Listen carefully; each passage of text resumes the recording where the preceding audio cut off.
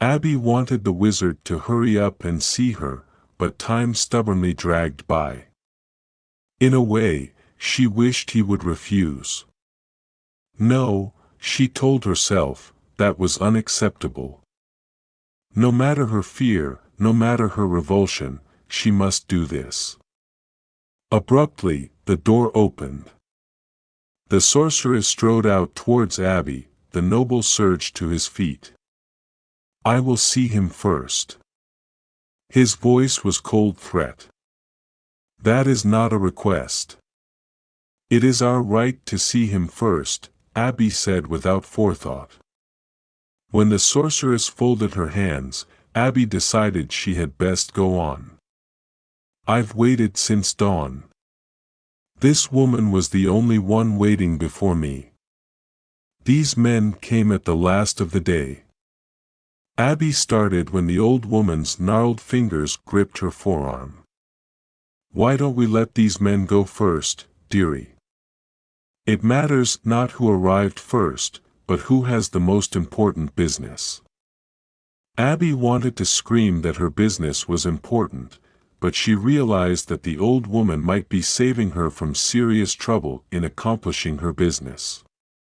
Reluctantly, she gave the sorceress a nod. As the sorceress led the three men through the door, Abby could feel the old woman's eyes on her back. Abby hugged the sack against the burning anxiety in her abdomen and told herself that it wouldn't be long, and then she would see him. As they waited, the old woman remained silent, and Abby was glad for that. Occasionally, she glanced at the door, imploring the good spirits to help her. But she realized it was futile. The good spirits wouldn't be disposed to help her in this. A roar came from the room beyond the doors. It was like the sound of an arrow zipping through the air, or a long switch whipping, but much louder, intensifying rapidly. It ended with a shrill crack accompanied by a flash of light coming under the doors and around their edges. The doors shuddered on their hinges. Sudden silence rang in Abby's ears. She found herself gripping the arms of the chair. Both doors opened. The noble's two attendants marched out, followed by the sorceress. The three stopped in the waiting room. Abby sucked a breath. One of the two men was cradling the noble's head in the crook of an arm. The wan features of the face were frozen in a mute scream. Thick strings of blood dripped onto the carpet. "Show them out," the sorceress hissed through gritted teeth to one of the two guards at the door. The guard dipped his pike towards the stairs, ordering them ahead, and then followed the two men down. Crimson drops splattered onto the white marble of the steps as they descended. Abby sat in stiff, wide-eyed shock. The sorceress wheeled back to Abby and the old woman. The woman rose to her feet. "I believe that I would rather not bother the first wizard today. I will return another day, if need be." She hunched lower towards Abby. "I am called Mariska." Her brow drew down. "May the good spirits grant that you succeed." She shuffled to the stairs, rested a hand on the marble railing, and started down. The sorceress snapped her fingers and gestured. The remaining guard rushed to accompany the woman, as the sorceress turned back to Abby. "The first wizard will see you now." Abby gulped air, trying to get her breath as she staggered to her feet. What happened? Why did the first wizard do that? The man was sent on behalf of another to ask a question of the first wizard. The first wizard gave his answer. Abby clutched her sack to herself for dear life as she gaped at the blood on the floor. Might that be the answer to my question, if I ask it? I don't know the question you would ask. For the first time, the sorceress's expression softened just a bit. Would you like me to see you out? You could see another wizard or, perhaps, after you've given more thought to your petition, return another day, if you still wish it. Abby fought back tears of desperation. There was no choice. She shook her head. I must see him. The sorceress let out a deep breath.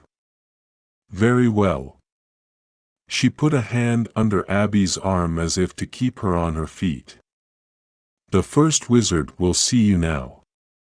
Abby hugged the contents of her sack as she was led into the chamber where waited the first wizard.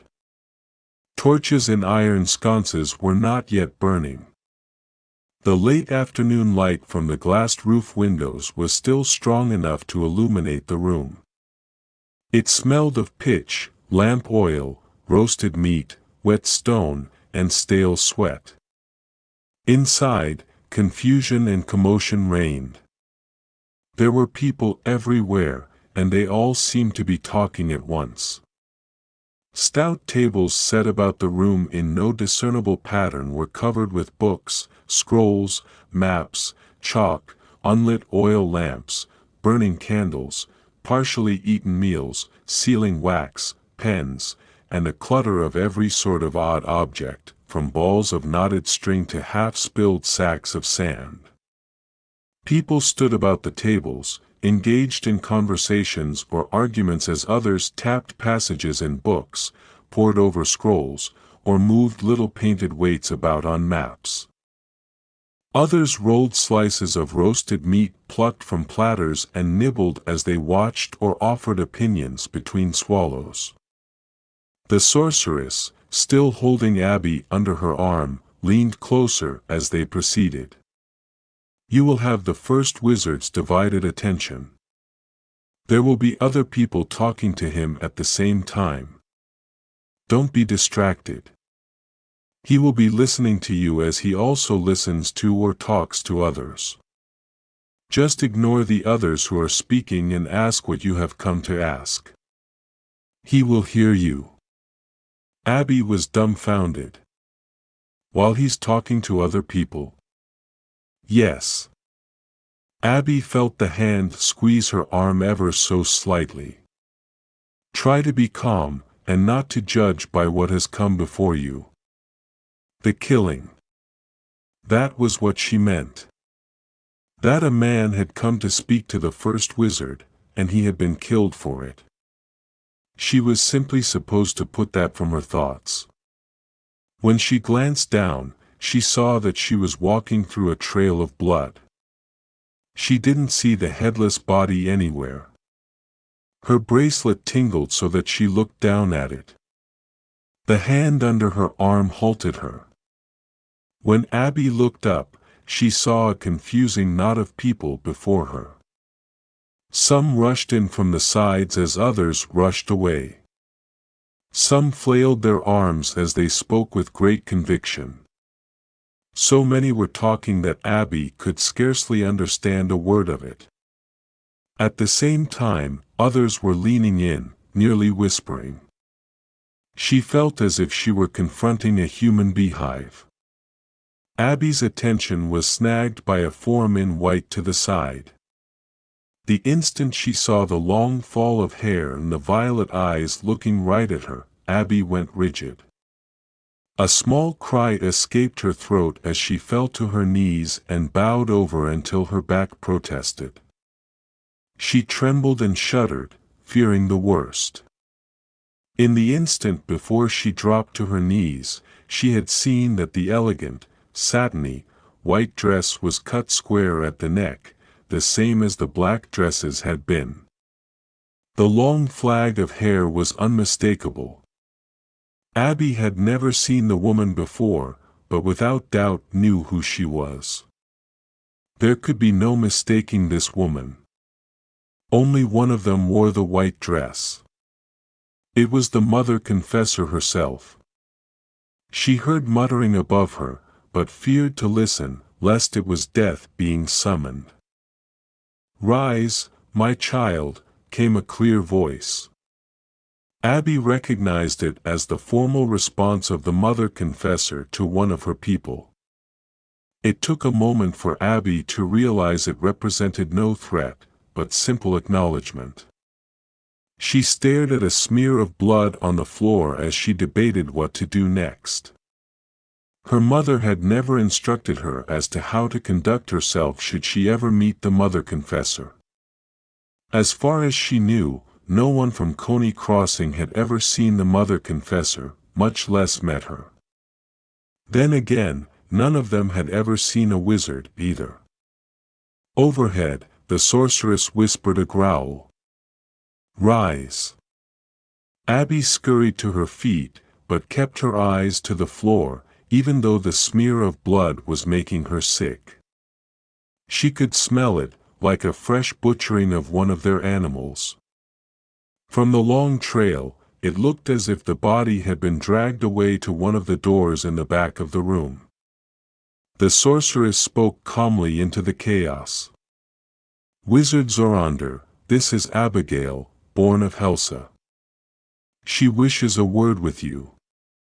"Abigail, this is First Wizard Zedekias Zuel Zorander." Abby dared to cautiously lift her gaze. Hazel eyes gazed back. To each side before her were knots of people, big, forbidding officers. Some of them looked as if they might be generals, several old men in robes, some simple and some ornate, several middle-aged men, some in robes and some in livery, 3 women, sorceresses all, a variety of other men and women, and the mother confessor. The man at the center of the turmoil, the man with the hazel eyes, was not what Abby had been expecting.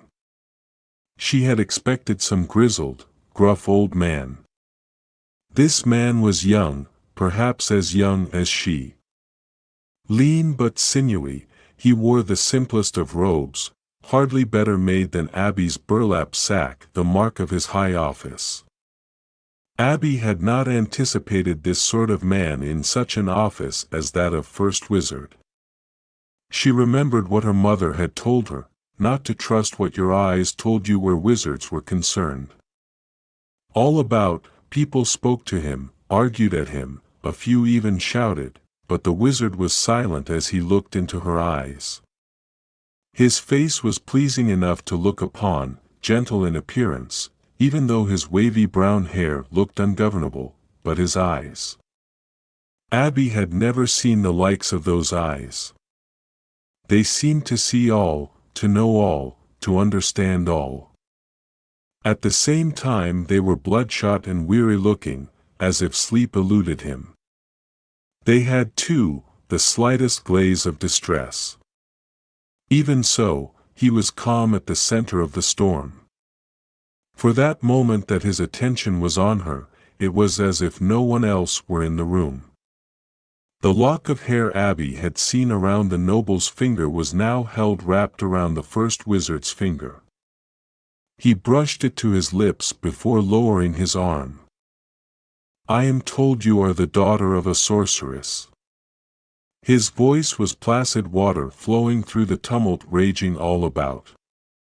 "Are you gifted, child?" "No, sir."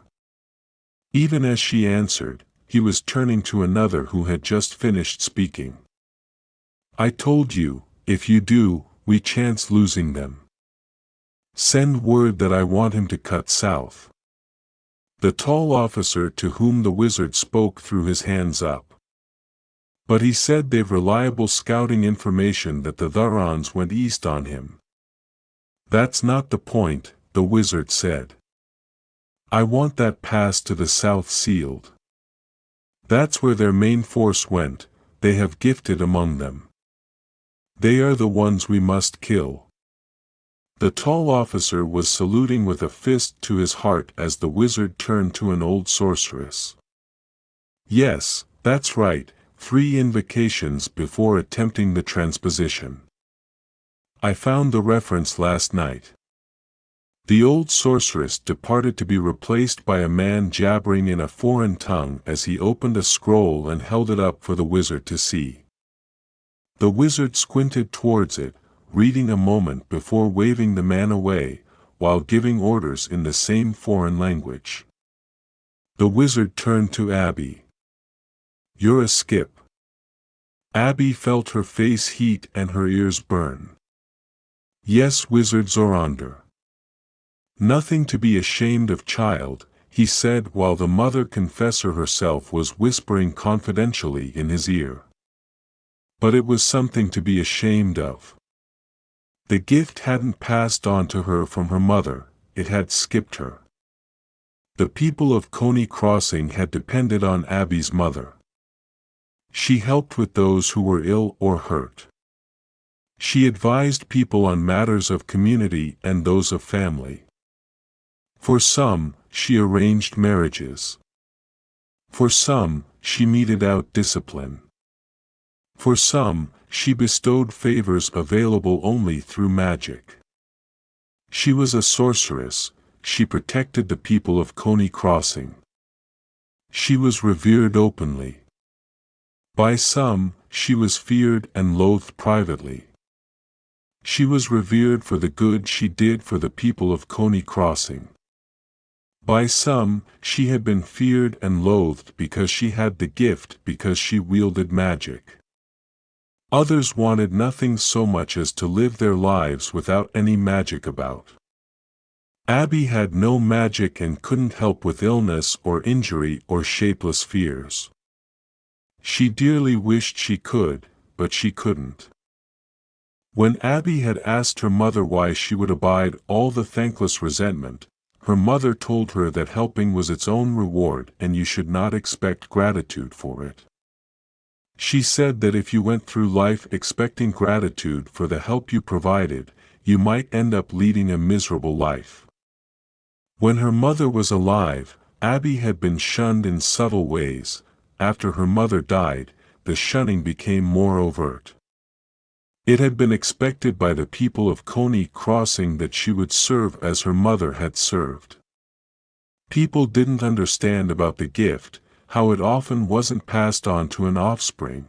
Instead, they thought Abby selfish. The wizard was explaining something to a sorceress about the casting of a spell. When he finished, his gaze swept past Abby on its way to someone else. She needed his help, now. "What is it you wanted to ask me, Abigail?" Abby's fingers tightened on the sack. "It's about my home of Coney Crossing." She paused while the wizard pointed in a book being held out to him. He rolled his hand at her, gesturing for her to go on as a man was explaining an intricacy to do with inverting a duplex spell. "There's terrible trouble there," Abby said.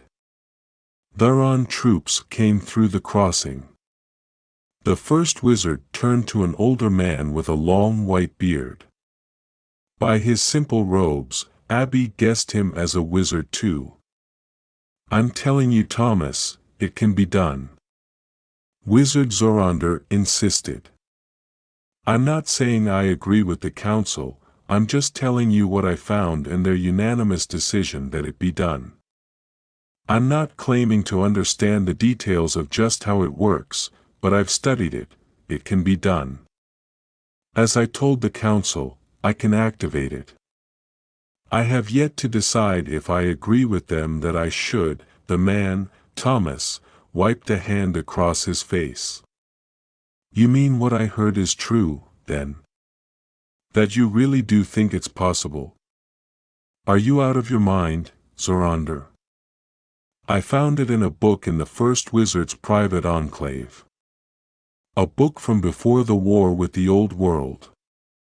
I've seen it with my own eyes. I've cast a whole series of verification webs to test it." He turned his attention to Abby. "Yes, that would be an Argos Legion. Coney Crossing is in Pendleton Reach." "That's right," Abby said. "And so then this Thuron army swept through there and Pendleton Reach refused to join with the rest of the Midlands under central command to resist the invasion from Thara. Standing by their sovereignty, they chose to fight the enemy in their own way. They have to live with the consequences of their actions.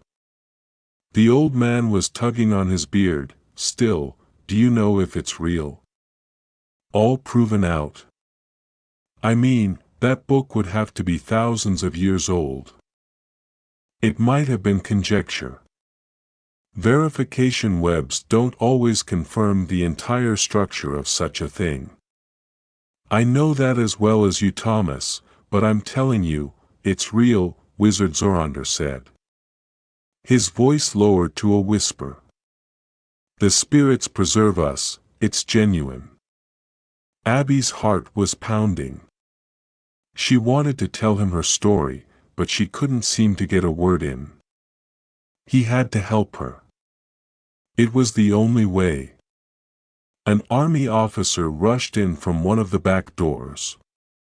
He pushed his way into the crowd around the first wizard. Wizard Zorander. I've just got word. When we unleashed the horns you sent, they worked. Erdlin's force turned tail. Several voices fell silent. Others didn't. At least 3,000 years old, the first wizard said to the man with the beard. He put a hand on the newly arrived officer's shoulder and leaned close. Tell General Brainerd to hold short at the Kern River. Don't burn the bridges, but hold them. Tell him to split his men. Leave half to keep Erdlin's force from changing their mind. Hopefully they won't be able to replace their field wizard. Have Brainerd take the rest of his men north to help cut Anargo's escape route. That's where our concern lies, but we may still need the bridges to go after Erdlin. One of the other officers, an older man looking possibly to be a general himself, went red in the face. Halt at the river. When the horns have done their job, and we have them on the run. But why? We can take them down before they have a chance to regroup and join up with another force to come back at us. Hazel eyes turned towards the man. And do you know what waits over the border? How many men will die if Panis Ral has something waiting that the horns can't turn away? How many innocent lives has it already cost us? How many of our men will die to bleed them on their own land we don't know as they do? And how many of our people will die if we don't eliminate their ability to come back at us another day? We must pursue them. Panis Ral will never rest. He'll be working to conjure up something else to get us all in our sleep. We must hunt them down and kill every last one. I'm working on that, the first wizard said cryptically. The old man twisted his beard and made a sarcastic face. Yes, he thinks he can unleash the underworld itself on them. Several officers, 2 of the sorceresses, and a couple of the men in robes paused to stare in open disbelief. The sorceress who had brought Abby to the audience leaned close.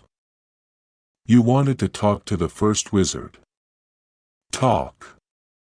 If you have lost your nerve, then I will see you out.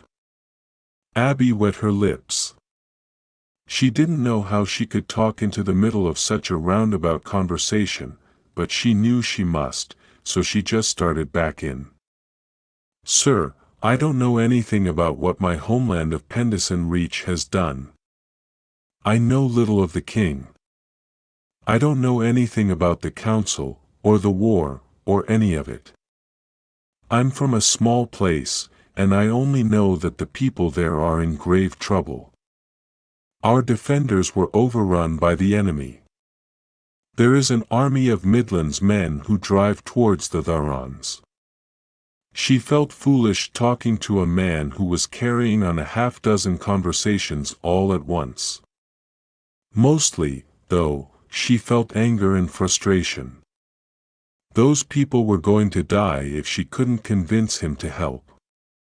How many Tharons? The wizard asked. Abby opened her mouth, but an officer spoke in her place. We're not sure how many are left in Anargo's legion. They may be wounded, but they're an enraged wounded bull. Now they're in sight of their homeland. They can only come back at us, or escape us. We've got Sanderson sweeping down from the north and Mardale cutting up from the southwest. Anargo made a mistake going into the crossing. In there he must fight us or run for home. We have to finish them. This may be our only chance. The first wizard drew a finger and thumb down his smooth jaw. Still, we aren't sure of their numbers. The scouts were dependable, but they never returned. We can only assume they're dead. And why would Anargo do such a thing? Well, the officer said, it's the shortest escape route back to Thara. The first wizard turned to a sorceress to answer a question she had just finished. I can't see how we can afford it. Tell them I said no. I'll not cast that kind of web for them, and I'll not give them the means to it for no more offer than a maybe. The sorceress nodded before rushing off. Abby knew that a web was the spell cast by a sorceress. Apparently the spell cast by a wizard was called the same. Well, if such a thing is possible, the bearded man was saying, then I'd like to see your exegesis of the text. A 3,000-year-old book is a lot of risk. We've no clue as to how the wizards of that time could do most of what they did. The first wizard, for the first time, cast a hot glare towards the man. Thomas, do you want to see exactly what I'm talking about? The spell form? Some of the people had fallen silent at the tone in his voice. The first wizard threw open his arms, urging everyone back out of his way. The mother confessor stayed close behind his left shoulder. The sorceress beside Abby pulled her back a step. The first wizard motioned. A man snatched a small sack off the table and handed it to him. Abby noticed that some of the sand on the tables wasn't simply spilled, but had been used to draw symbols. Abby's mother had occasionally drawn spells with sand, but mostly used a variety of other things, from ground bone to dried herbs. Abby's mother had used sand for practice. Spells, real spells, had to be drawn in proper order and without error. The first wizard squatted down and took a handful of sand from the sack. He drew on the floor by letting the sand drizzle from the side of his fist. Wizard Zorander's hand moved with practiced precision. His arm swept around, drawing a circle. He returned for a handful of sand and drew an inner circle. It appeared he was drawing a grace. Abby's mother had always drawn the square second, everything in order inward and then the rays back out. Wizard Zorander drew the 8-pointed star inside the smaller circle. He drew the lines radiating outward, through both circles, but left one absent. He had yet to draw the square, representing the boundary between worlds. He was the first wizard, so Abby guessed that it wasn't improper to do it in a different order than a sorceress in a little place like Coney Crossing. But several of the men Abby took as wizards, and the two sorceresses behind him, were turning grave glances to one another. Wizard Zorander laid down the lines of sand for two sides of the square. He scooped up more sand from the sack and began the last two sides. Instead of a straight line, he drew an arc that dipped well into the edge of the inner circle, the one representing the world of life. The arc, instead of ending at the outer circle, crossed it. He drew the last side, likewise arced, so that it too crossed into the inner circle. He brought the line to meet the other where the ray from the light was missing. Unlike the other 3 points of the square, This last point ended outside the larger circle, in the world of the dead. People gasped. A hush fell over the room for a moment before worried whispers spread among those gifted. Wizard Zorander rose. Satisfied, Thomas? Thomas's face had gone as white as his beard. The Creator preserve us. His eyes turned to Wizard Zorander. The Council doesn't truly understand this. It would be madness to unleash it. Wizard Zorander ignored him and turned towards Abby. How many Tharons did you see? 3 years passed, the locust swarms came. The hills of the crossing were brown with them. I think I saw more Tharons than I saw locusts. Wizard Zorander grunted his discontent. He looked down at the grace he had drawn. Panis Rahl won't give up. How long, Thomas? How long until he finds something new to conjure and sends an Argo back on us? His gaze swept among the people around him. How many years have we thought we would be annihilated by the invading horde from Thara? How many of our people have been killed by Rahl's magic?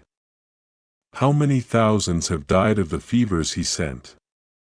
How many thousands have blistered and bled to death from the touch of the shadow people he conjured? How many villages, towns, and cities has he wiped from existence? When no one spoke, Wizard Zorander went on. It has taken us years to come back from the brink. The war has finally turned, the enemy is running. We now have 3 choices. The first choice is to let him run for home and hope he never comes back to again visit us with his brutality. I think it would only be a matter of time until he tried again. That leaves 2 realistic options. We can either pursue him into his lair and kill him for good at the cost of tens, perhaps hundreds of thousands of our men, or I can end it. Those gifted among the crowd cast uneasy glances to the grace drawn on the floor. We still have other magic, another wizard said. We can use it to the same effect without unleashing such a cataclysm. Wizard Zorander is right, another said, and so is the council. The enemy has earned this fate. We must set it upon them. The room fell again to arguing. As it did, Wizard Zorander looked into Abby's eyes. It was a clear instruction to finish her supplication. My people, the people in Coney Crossing, have been taken by the Tharons. They have others too, who they've captured. They have a sorceress holding the captives with a spell. Please Wizard Zorander, you must help me. When I was hiding, I heard the sorceress talking to their officers. The Tharons plan to use the captives as shields. They will use the captives to blunt the deadly magic you send against them, or to blunt the spears and arrows the Midlands army sends against them. If they decide to turn and attack, they plan to drive the captives ahead. They called it, dulling the enemy's weapons on their own women and children.